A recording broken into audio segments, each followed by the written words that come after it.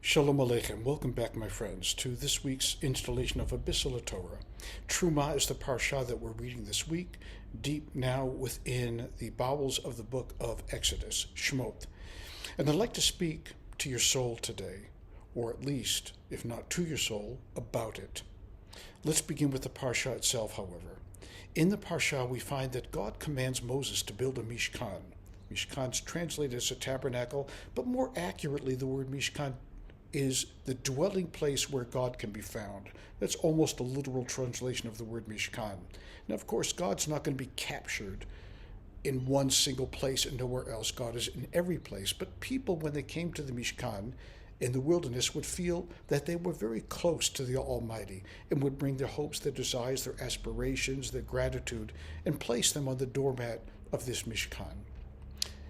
And they'd come already a priori with all of this bundle of hopes that they're bringing to this sacred place, much in the same way that you would go to a synagogue or a temple in our lifetime and bring these desires that we have that are sated and seated deep inside of us that need a response.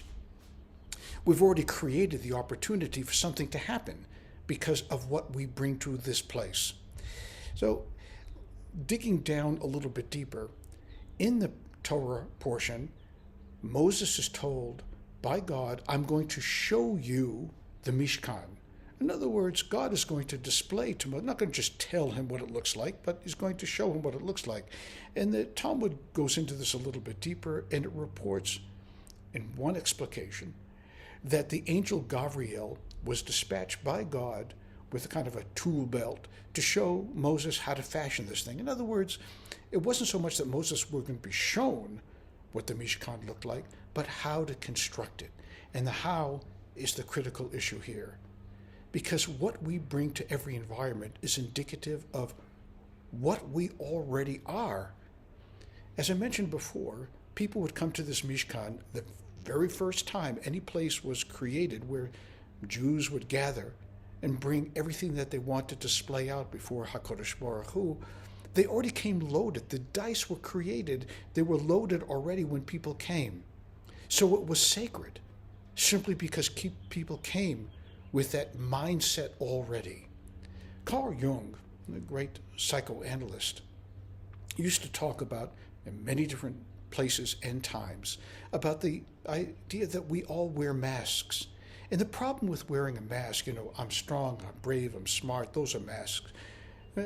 The problem with wearing a mask is it disguises our true essence. It disguises who we really are at our soul value, at our soul core. You're unique. There's nobody in the universe that is exactly like you. And I'm not just talking about facially or behaviorally. I'm talking about your soul. Your soul is a unique creation endowed with gifts that only you possess in the entire universe. Only you have them. And to wear a mask is to not allow these gifts to emerge out of ourself and come into the world and create something unique because, again, of who you are. Much in the same way that when we build a house and we put pictures on the wall or we put things on the floor to make it look beautiful, those things are largely irrelevant. What is most relevant is you, what you bring in this place. And I'm sure you've had the experience of entering into a house and feeling, well, this is warm, this is beautiful, I feel so good about being here. And I'm sure the opposite is true as well. You've come into places where I don't need to be here. There's something indefinable, but it's real. And it has nothing to do, again, with pictures, nothing to do with what floor coverings we have.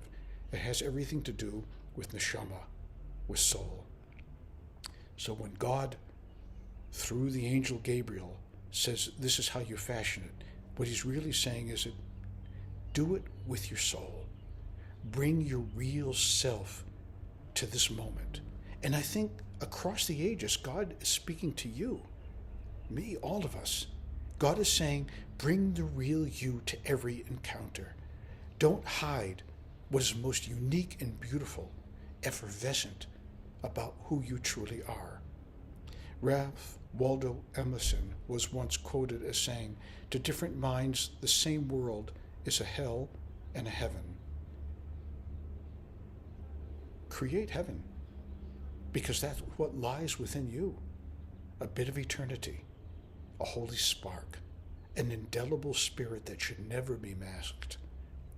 And perhaps, when we do that, our calling will be clear. Shabbat Shalom.